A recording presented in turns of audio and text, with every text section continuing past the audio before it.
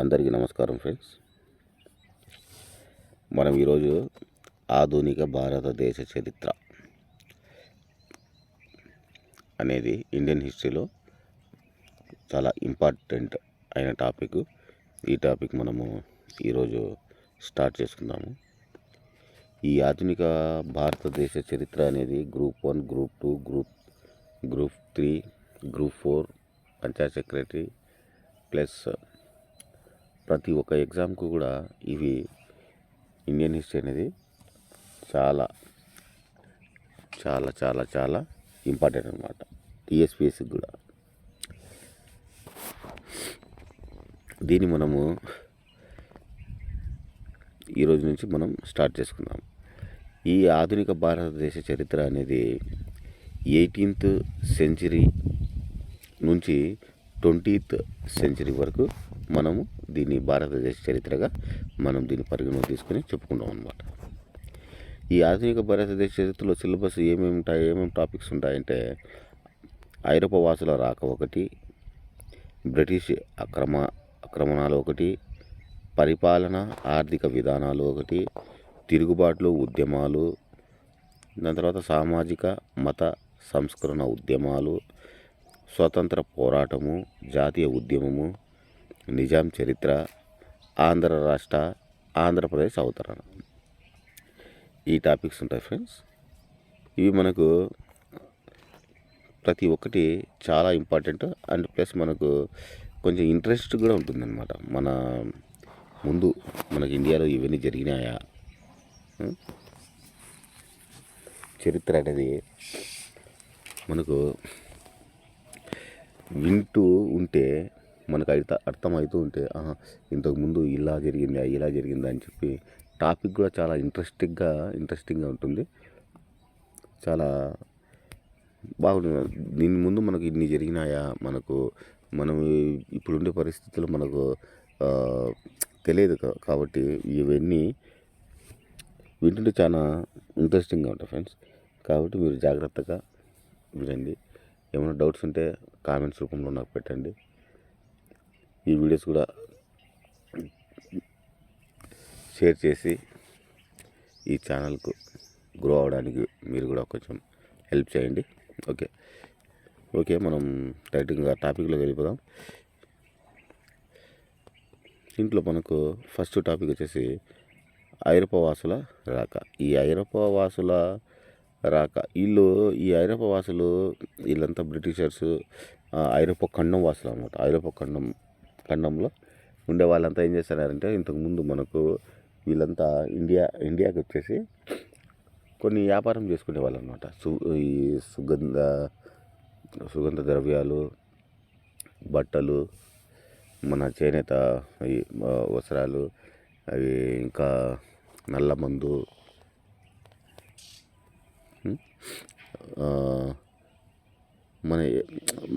మన వస్తువులు, మన సుగంధ ద్రవ్యాలు, మన మసాలాలు అన్నమాట. మెయిన్గా మన మసాలాలు ఇవన్నీ వాళ్ళు చూసి వాళ్ళకు అక్కడన్నీ ఇవన్నీ వాళ్ళకు దొరకవు అనమాట.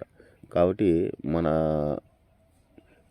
మనతో పాటు కొంతమంది మధ్యవర్తులను పెట్టుకుని వీళ్ళు వ్యాపారం చేసుకుంటూ తక్కువగా తీసుకుని పోయి వాళ్ళు ఎక్కువగా అమ్ముకుంటూ మన ఈ ఇండియన్స్ ఉన్న ఈ మసాలాలంతా అందరినీ వాళ్ళకు చాలా రుచికరంగా ఉంటాయి కాబట్టి వాళ్ళ ప్రజలకు ఇవన్నీ వాళ్ళు అలవాటు చేసేసినారనమాట. చేసినారు. ఈ అలవాటు చేసిన ప్రకారం ఏమైందంటే మనకు వీళ్ళు దాన్ని అంటే ఒక విధంగా ఇవి మసాలాలు లేకుండా వాళ్ళు మన ఇండియా నుంచి పోయే ఈ ద్రవ్యాలు, సుగంధ ద్రవ్యాలు, ఈ మసాలాలు ఇవన్నీ లేకుండా వాళ్ళు మెంటల్ ఎక్కిపోతుంది అనమాట. అంతగా వాళ్ళు ఇష్టపడుతున్నారు మన మసాలాలను, ఇవన్నిటిని, మన వస్తువులను ముఖ్యంగా. ఇలా జరిగేటప్పుడు మధ్యలో ఏమైందంటే ఒక మధ్యకు ఎర్ర సముద్రం ద్వారా వాళ్ళు ఇవన్నీ చేసుకునేవాళ్ళు. దాని తర్వాత ఒక చిన్న యుద్ధం జరిగింది. ఈ యుద్ధంలో వాళ్ళు వచ్చే దారి అనేది వాళ్ళకి క్లోజ్ అయిపోయింది. ఆ దారి క్లోజ్ అయినప్పుడు మనకు ఈ వ్యాపార లావాదేవీలని కట్ అయినాయి అనమాట. కట్ అయిన తర్వాత వాళ్ళకి ఇంకా మెంటల్ ఎక్కింది. ఎట్లా ఇంకా మనకు వాళ్ళతో రిలేషన్షిప్, ఎలా మనం ఇండియాకి వెళ్ళాలి, ఉండే ఒక దారి మూసుకుపోయింది కదా అని చెప్పి వాళ్ళు ఆలోచన చేసి అక్కడి నుంచి మనకు ఇండియాకి రావడానికి అనేక రకాలుగా మార్గాలను వాళ్ళు ట్రై చేస్తున్నారు అనమాట. ఎలా వెళ్ళాలి, ఇండియాకి ఎలా వెళ్ళాలి అని చెప్పి అనేక సముద్ర మార్గాల ద్వారా వాళ్ళు ట్రై చేస్తూ ఉన్నారు అనమాట. ఏ విధంగా అంటే మనకు ఇది గ్రాఫ్లో ఉంది కదా, ఇది ఒకసారి డ్రాయింగ్ చూడండి. ఈ డ్రాయింగ్లో చూపించిన విధంగా ఈ ఐరోపా ఖండం అనేది పైన ఉంది చూడండి. ఈ ఐరోపా ఖండం దాని కింద ఇవన్నీ ఊర్లు అనమాట. ఈ స్పెయిన్, పోర్చుగీస్, డయూజ్, ఈజిప్టు, ఆఫ్రికా, ఇది ఇవన్నీ ఈ ఐరోపా ఖండం నుంచి పైనుంచి వీళ్ళు తెచ్చి మనకి ఎర్ర సముద్రం ద్వారా వాళ్ళు వ్యాపారం చేసుకునే వాళ్ళు. అక్కడ ఒక యుద్ధం జరిగి ఈ లావాదేవీలు ఇవన్నీ వాళ్ళకు ఇది ఒక్క దారి ఉంది, అది కూడా వాళ్ళు దారి మూసుకుపోయింది కాబట్టి ఇంకా వాళ్ళు చాలా ఇబ్బంది పడుతూ మళ్ళీ ఎట్లా ఇండియాకి ఎలా పోవాలి అని వాళ్ళు మళ్ళీ దారి కోసము చాలామంది ఈ ఫ్రెంచ్ వాళ్ళు, డచ్ వాళ్ళు వీళ్ళంతా ప్రయత్నిస్తూ ఉన్నారనమాట వ్యాపారం చేసుకోవడానికి ఎలా ఎంటర్ కావాలి అని. దీంట్లో మనకు కొన్ని ముఖ్యమైన పాయింట్స్ ఏంటంటే ఇవన్నీ బిట్స్ అనమాట. బిట్స్ రూపంలో మనకు వస్తాయి. 17 మే 1498 17 మే 1498న వాస్కోడి గామా సముద్ర మార్గాన్ని కనుగొని కాలికట్టుకు చేరుకున్నాడు. ఎవరు ఫస్ట్ మన ఇండియాలో మార్గాన్ని కనుక్కొని ఎవరు అడుగుపెట్టారంటే ఈ వాస్కోడి గామా అనే అతను అనమాట. 17 మే 1498 వాస్కోడి గామా సముద్ర మార్గాన్ని కనుగొని కాలికట్టుకు చేరుకున్నాడు. ఇంపార్టెంట్, వెరీ ఇంపార్టెంట్ పెట్టండి. దాంతకుముందు ఏం జరిగిందంటే 1453లో బైరాంటియన్ సామ్రాజ్యాన్ని టర్కీ సుల్తానులు ఆక్రమించుకున్నారన్నమాట. బైరాంటియన్ అది ఒకటి సముద్ర మార్గంగా ఉండేది, దాన్ని వీళ్ళు ఈ టర్కీ సుల్తానులు ఆక్రమించుకున్నారు. ఆక్రమించిన తర్వాత ఆ సముద్ర మార్గం అనేది క్లోజ్ అయిపోయింది. ఆ సముద్రం క్లోజ్ అయిపోతానే కొత్త సముద్ర మార్గానికి వీళ్ళు అన్వేషణ అనేది ప్రారంభించారనమాట. ఆ తర్వాత 1486లో డయాజ్ అనే పోర్చుగీసు మొదటి ప్రయత్నం చేశారనమాట. దాంట్లో డయాజ్ అనే వాళ్ళు మొదటి ప్రయత్నం చేసి ఇక్కడ తుఫానులు ఇక్కడ నుంచి చూడండి ఆఫ్రికా ఖండం కాడ ఈ తుఫానులు ఎక్కువ వచ్చి మళ్ళీ అతను వెనక్కి తిరిగిపోయినాడు అనమాట. మన వల్ల కాక వెళ్ళిపోయినాడు. పోతే మళ్ళీ నెక్స్ట్ 86లో డయాజ్ పోర్చుగీసు మొదటి ప్రయత్నం చేశాడు. 92లో కొలంబస్ ఇటాలియన్ స్పెయిన్ చక్రవర్తి స్పాన్సర్ తూర్పు దేశాలకు మార్గం కోసం ఆయన ఒక కొత్త భూభాగాన్ని కనుగొన్నాడు. దాని తర్వాత దాన్ని అమెరికాలో విస్పక్తి కొత్త భూభాగాన్ని అమెరికాని పేరు పెట్టాడు. దాని తర్వాత వాస్కోడి గామా డయాజ్ ఏం చేసినాడు, డయాజ్ అనేవాడు కొంచెం దూరం వచ్చి మళ్ళీ ఎనికిపోయాడు కదా, వారి రూట్లోనే ఈ వాస్కోడి గామా ఏం చేశాడంటే డయాజ్ రూట్లోనే స్టార్ట్ చేశాడు. ప్రయత్నించి మడగస్కర్కు చేరుకున్నాడు అనమాట. ఈ డయాజ్ అనే వాడి రూట్లోనే ఇంకో వీళ్ళతో కాదని మా వాస్కోడి గామా బయలుదేరిన తర్వాత ముందు ఒక అతను డయాజ్ అనేవాడు వచ్చి ఎనికిపోయినాడు కదా, అదే రూట్లో ఇతను కూడా వచ్చి వీళ్ళు చిన్నగా అట్నో గిట్టో కింద మీద పడతా వచ్చి మడగస్కార్ అనే ఊరికి వీడు చేరుకున్నాడు అనమాట. అక్కడున్న వ్యాపారి అబ్దుల్ మజీద్ ఇతనికి ఇండియాకు దారి చూపించాడు. Very very important. ఎవరు ఇండియాకు దారి చూపించారు దీనికి ఎక్కడ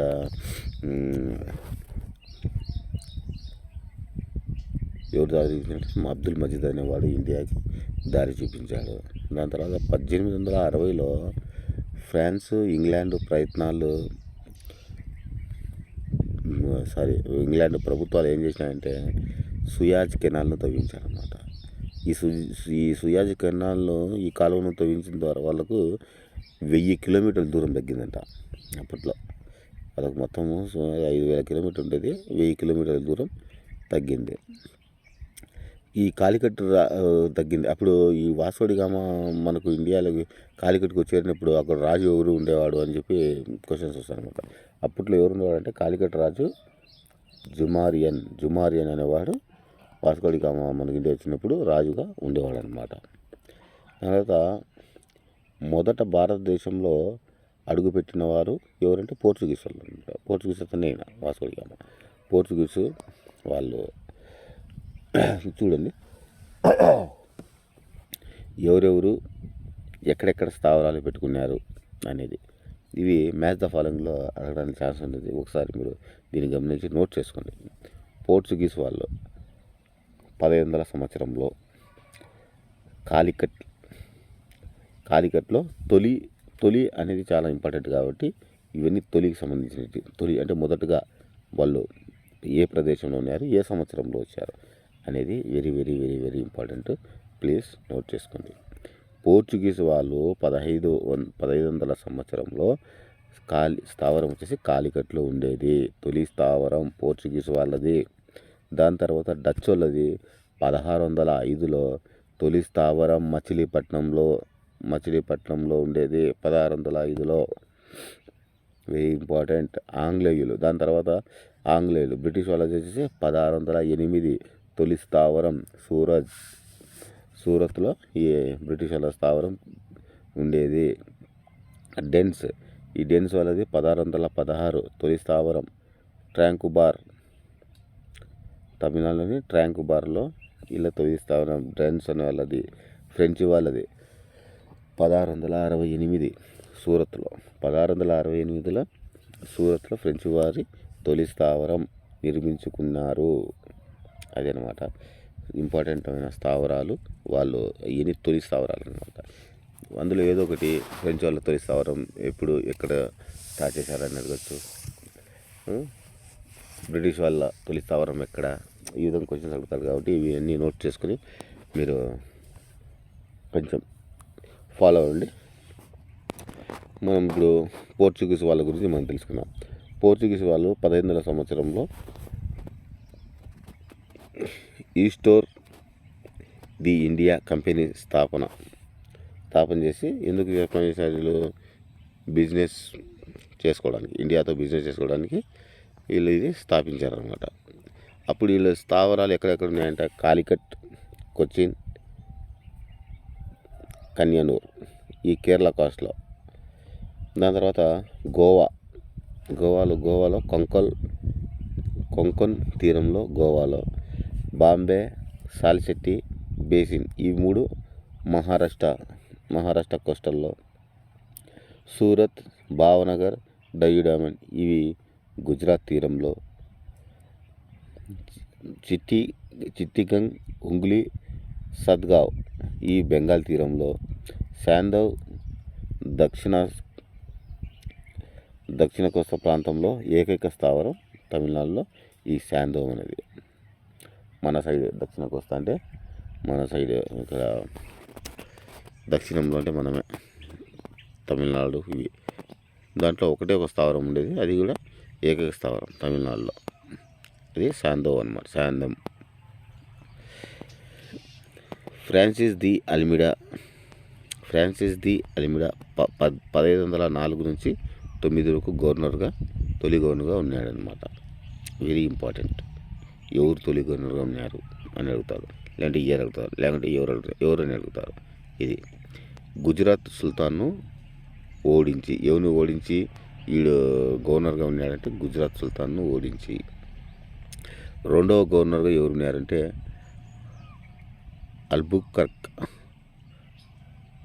అల్బుకర్క్ అనేవాడు 1509 నుంచి 15 వరకు ఉన్నాడు. వీళ్ళు ఎవరు గొప్పవాడు అంటే వీడు అల్బుకర్క్, వీడు గొప్పవాడు అనమాట. 1510లో బీజాపూర్ సుల్తాన్ల నుంచి గోవాను జయించాడు. ఇది ఇంపార్టెంట్. ఇది 1510లో బీజాపూర్ సుల్తాన్లను ఓడించి గోవాను జయించాడు. ఈయనే అల్బుకర్ అనేవాడు. 1511లో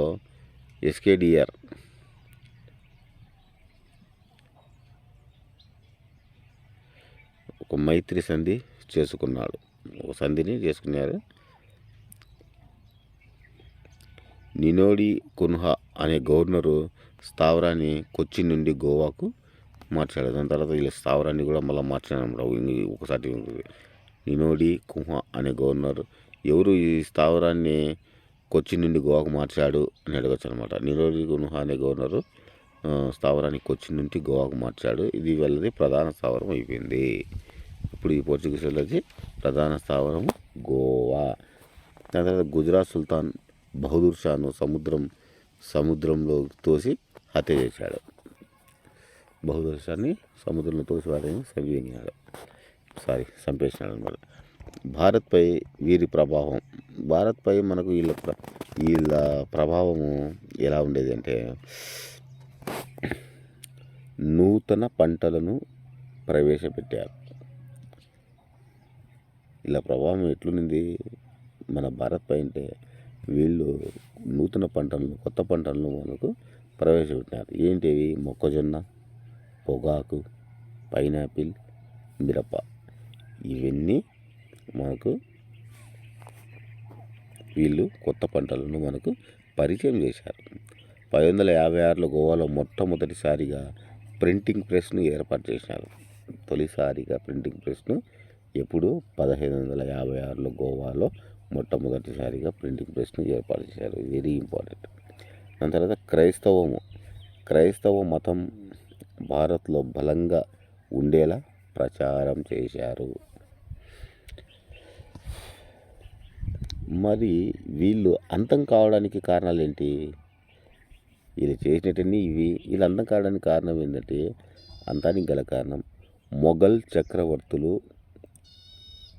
వివాదాలు ప్రధాన కారణం. ఈ మొఘల్ చక్రవర్తుల యొక్క వివాదాలు వీళ్ళకు అంతం కావడానికి ప్రధాన కారణమైంది. షాజహాన్ బెంగాల్ను ఆక్రమించి పోర్చుగీసు వారిని తరిమేశాడు. ఈ షాజహాన్ బెంగాల్ను ఆక్రమించుకొని పోర్చుగీసు వాళ్ళని తరిమేశాడు. విశ్వాజీరావు సాల్చెట్టి బేసిన్ను ఆక్రమణ చేశాడు. ఇతను మరాఠాకు చెందినవాడు. దాని తర్వాత బ్రిటిష్ వారి చేతిలో కూడా వీళ్ళు పరాజయం పొందారు. మన రాజుల చేతుల్లో, మళ్ళీ ఈ బ్రిటిష్ వాళ్ళ చేతుల్లో అందరినీ పరాజయం పొంది వారు మిగిలిన 3 స్థావరాల్లో మిగిలిపోయినారు అన్నమాట. అవి ఏంటి? గోవా, డయ్యూ, డామన్. 1961లో పరిమితం అయిపోయినారు ఈ 3 దాంట్ల వల్ల. 1961లో పై 3 స్థావరాలు వీరి ఆధీనంలోనే ఉన్నాయి. 61 వరకు చూడు ఏడప్పుడు స్టార్ట్ చేసినారు వాళ్ళు.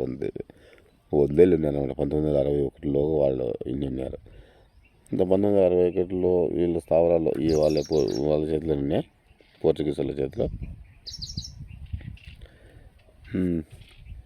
ఆపరేషన్ విజయ్ అని పెట్టి మనోళ్ళు స్వాతంత్రం వచ్చిన తర్వాత 1961లో సైనిక చర్యను పెట్టి గోవాను విముక్తి కలిగించారన్నమాట.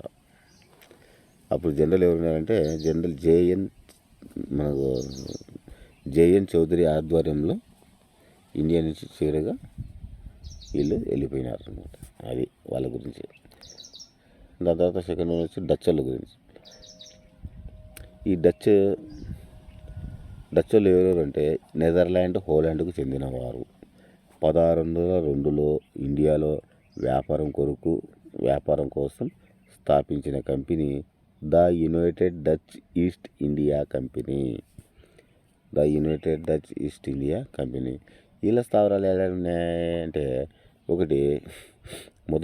ఫస్ట్ది మచిలీపట్నం, రెండోది భీమిలిపట్నం, మూడోది నిజాంపట్నం, నాలుగోది పులికాట్. మచిలీపట్నం మొదటిది, భీమిలిపట్నం రెండోది, ఇది విశాఖపట్నం, నిజాంపట్నం గుంటూరు, పులికాట్ అనేది నెల్లూరు. ఇవి గెల్టియా కోటను వీళ్ళు నిర్మించింది. గెల్టియా కోటను వీళ్ళు నిర్మించారన్నమాట పులికాట్లో. శివానంపట్నం డేవిడ్ కోటను నిర్మించాడు.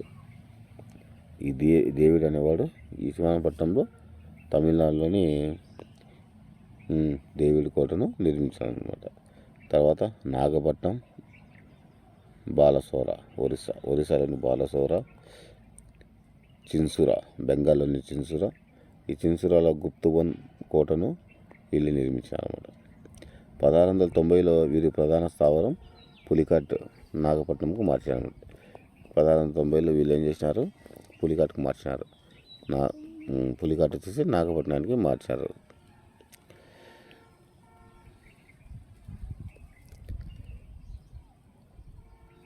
1759లో ఓడెరా యుద్ధంలో ఆంగ్లేయులు వీరిని ఓడించారు.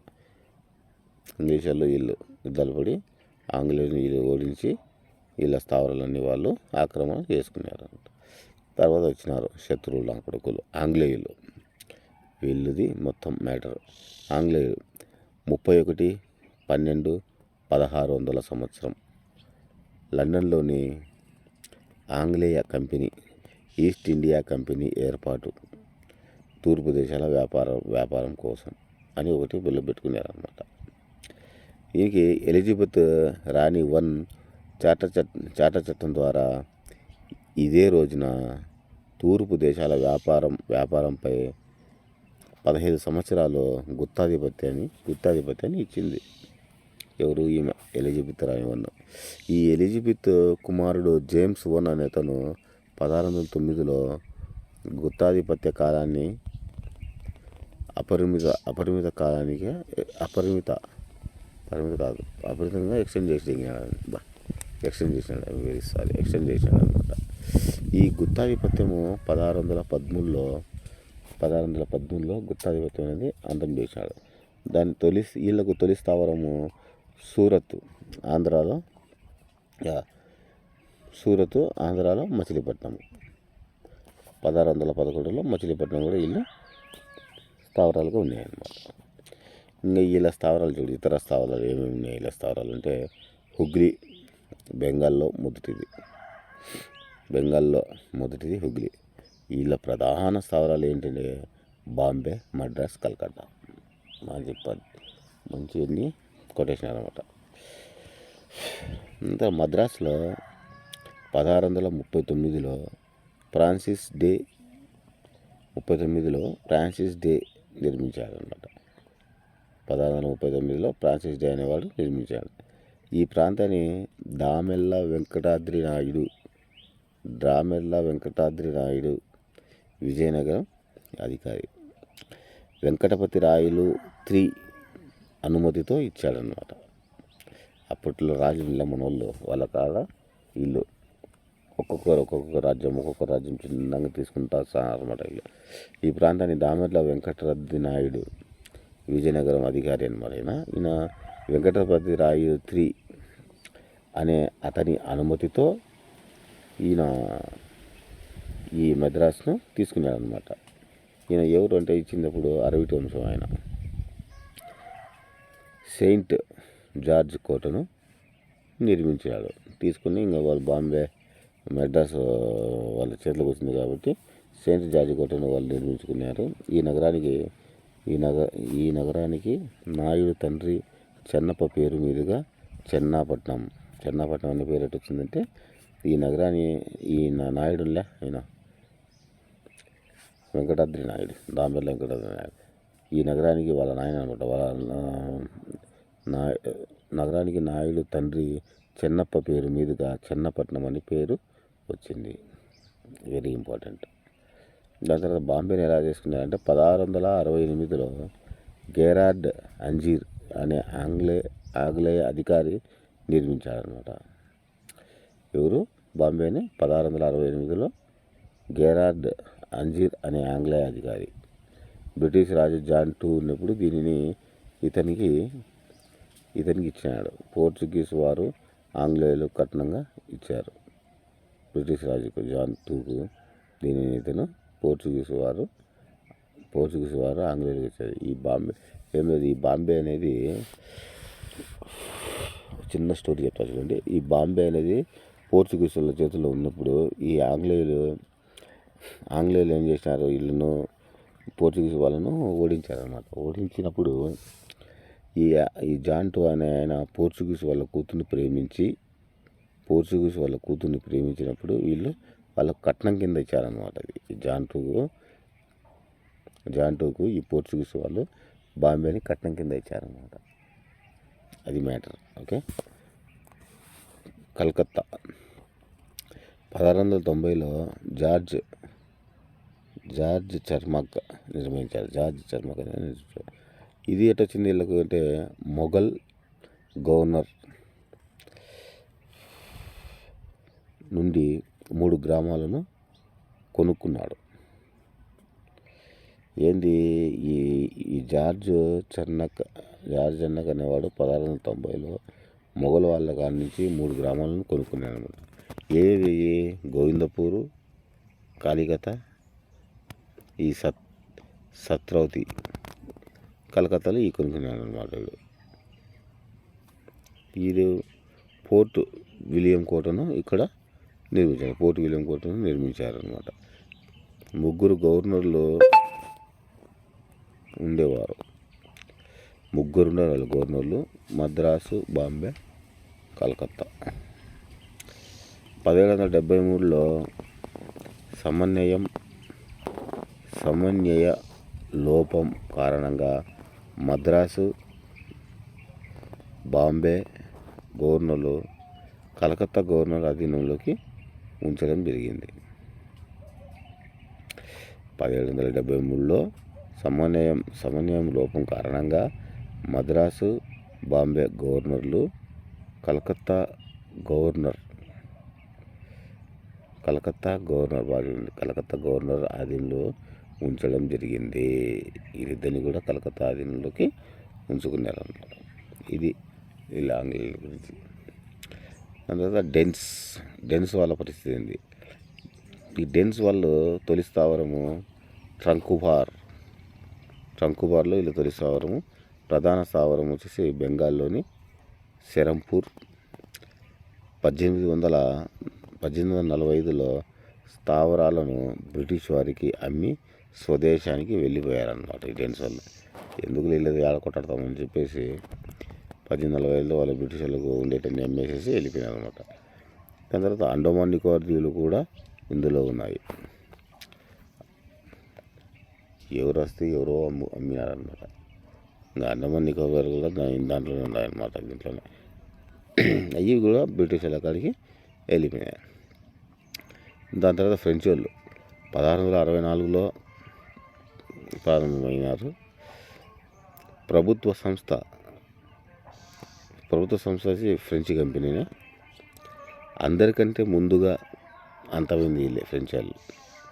ఇలా స్థావరాలు సూరత్లో 1668లో, మచిలీపట్నంలో, యానంలో, మహే, కేరళ,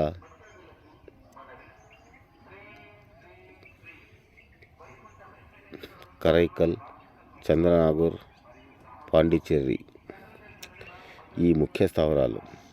ఈ పాండిచ్చేరి నగరాన్ని నిర్మించింది ఎవరు? వీళ్ళే ఫ్రెంచ్ వాళ్ళు నిర్మించారన్నమాట.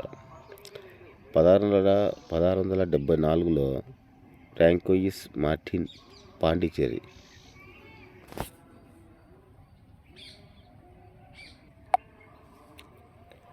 1674లో ఫ్రాంకోయిస్ మార్టిన్ పాండిచ్చేరి నిర్మాత, ఫ్రెంచ్ తొలి గవర్నర్.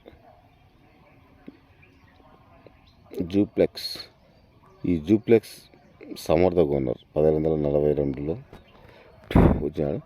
ఇండియాలో బ్రిటిష్ వారిని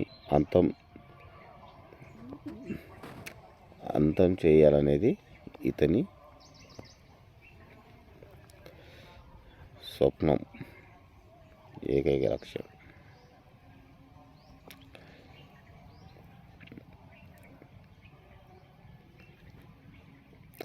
ఓకే ఫ్రెండ్స్, ఇంతవరకు మనము ఇది చూస్తున్నాం. నెక్స్ట్ క్లాస్లో మనం కర్ణాటక యుద్ధాల నుంచి స్టార్ట్ చేసుకుందాం. Okay, thank you very much.